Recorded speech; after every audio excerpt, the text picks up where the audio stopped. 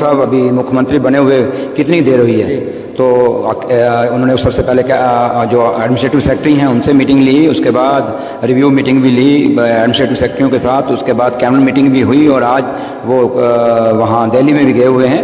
यहाँ से आप हिसाब लगा सकते हैं कि नेशनल कॉन्फ्रेंस की लीडरशिप और ख़ास करके ये सरकार जो है उमर साहब की क़यादत में कितनी सीरियस है और कितनी सिंसियर है towards the problems of Jammu and Kashmir. चाहे वो बेरोजगार बच्चों के रोज़गार का मसला हो, चाहे वो तामीर और तरक्की का मसला हो, चाहे वो स्कूलों और हॉस्पिटलों के इश्यूज़ हों, चाहे वो डेली वेजरों के मसले हों, हर मसले पे जो जम्मू कश्मीर की सरकार है, जो मुख्यमंत्री साहब के क़यादत में हम लोग दिन रात लगे हुए हैं कि जो ये 10 साल का गैप है एडमिनिस्ट्रेशन के बीच में और आम लोगों के बीच में, इस गैप को कैसा भरा जाए। आपने देखा होगा कि जब से ये सरकार बनी है हम लोग सेक्रेटरीट कश्मीर में बैठना शुरू किया है, जहाँ कोई जाता ही नहीं था, आज कितना रश पड़ा हुआ है, क्योंकि लोगों को बड़ी उम्मीदें हैं हम लोगों से और उनको एक भरोसा है कि ये सरकार जो हमने चुनी है ये सरकार हमारे काम करेगी।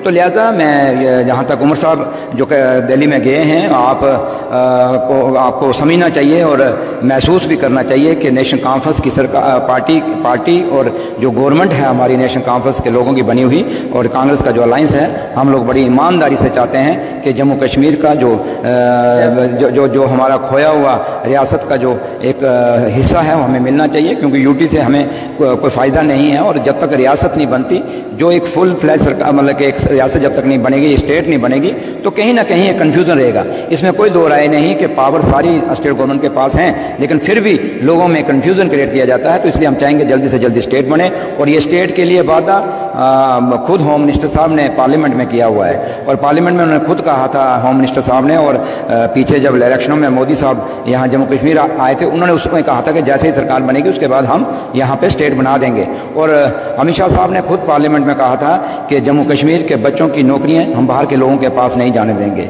जम्मू कश्मीर की ज़मीनें हम बाहर के लोगों के पास नहीं जाना देंगे। और होम मिनिस्टर साहब ने यह भी कहा था साथ में पार्लियामेंट के अंदर कि जम्मू कश्मीर को जैसे ही माहौल ठीक हो जाएगा हम स्टेट का जो दर्जा है वो वापस दे देंगे।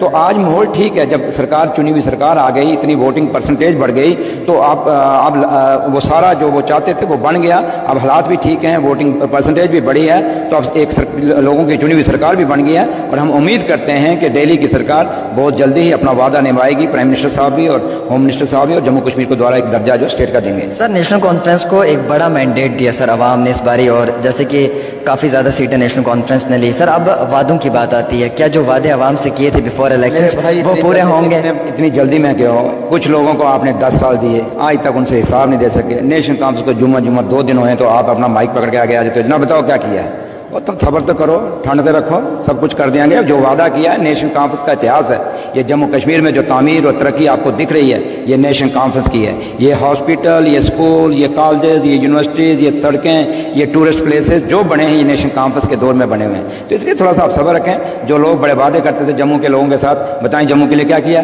क्या काम किया? अगर काम किया होता तो जो मेरे मुकाबले में जो बीजेपी का कैंडिडेट हारा है वो फिर क्यों हारा है? इसलिए हारा क्योंकि काम नहीं किए लोग 8,000 से हारा है, लेकिन हमने ज़्यादा ही हारना था, लेकिन जो आपको पता है वहाँ क्या कुछ हुआ है, तो इसलिए नहीं तो अदरवाइज हम 20-25 हज़ार वोटों से हम जीतते।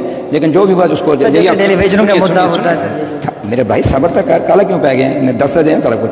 तो इसलिए मैं आपको कहूँगा कि आप थोड़ा सा हमें टाइम दीजिए, और जब तक अभी कम से कम 6 महीने तो होने दीजिए हमें, 6 महीने के बाद बात करेंगे। और आपको जो हम मीटिंगें ले रहे हैं आपके सामने देखिए, जाइए माइनिंग में आज फ़र्क पड़ा नहीं पड़ा, एक डर पड़ गया है इलीगल माइनिंग के लोगों के बीच में। वो ऑफिसर जो लोगों इलीगल माइनिंग नहीं रोक पा रहे थे, आज उनको पता है कि हमारा मिनिस्टर हमें छोड़ेगा नहीं। आप इंडस्ट्री डिपार्टमेंट में चले जाएँ, आप R&B में चले जाएँ, आप किसी भी एजुकेशन में चले जाएँ, हेल्थ में चले जाएँ, आज ऑफिसरों के अंदर खौफ है कि ये सरकार जो चुनी हुई लोग जो मिनिस्टर आए हैं, ये हमारा जो चीफ मिनिस्टर है ये हमें नहीं छोड़ेगा अगर हम लोगों को तंग करेंगे। तो इसलिए सबसे बड़ी है कि लोगों की सुनवाई होनी शुरू हो गई है।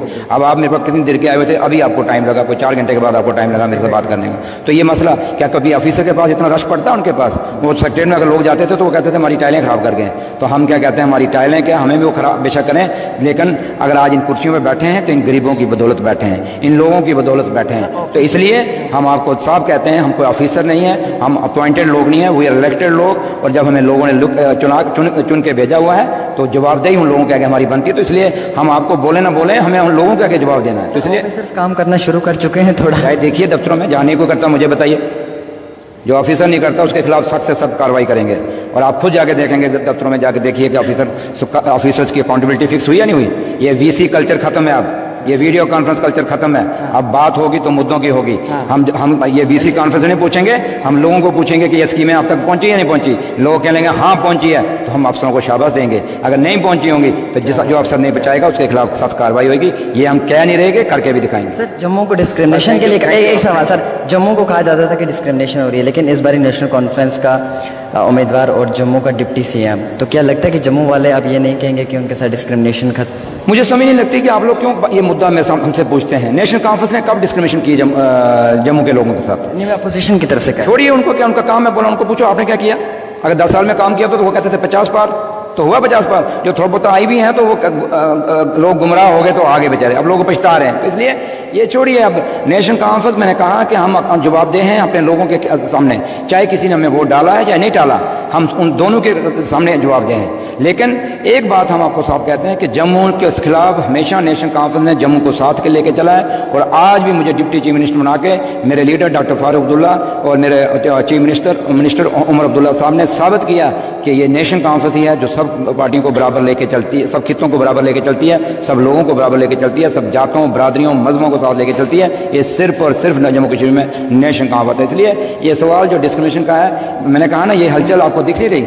क्या ये डिस्क्रिमिनेशन आपको दिख रही है कि लोगों को एक 7 सीटें आप लोगों ने जीती राजौरी पुंछ के अंदर सर, बहुत बड़ा मैंडेट अवाम ने दिया, क्या कहना चाहेंगे आप? हम खिता पीर पंचायत के लोगों का शुक्रिया अदा करते हैं। मैं अपनी कंस्टिट्यूंसी निशारा के लोगों के पैर धो धो के भी पीऊँ तो मेरे लिए कम है, क्योंकि जो आज जिस मुकाम पर मैं पहुंचा हूँ, लोग तरसते हैं सियासत के अंदर इस डिप्टी चीफ मिनिस्टर या चीफ मिनिस्टर बनने के लिए। तो इसलिए आज मैं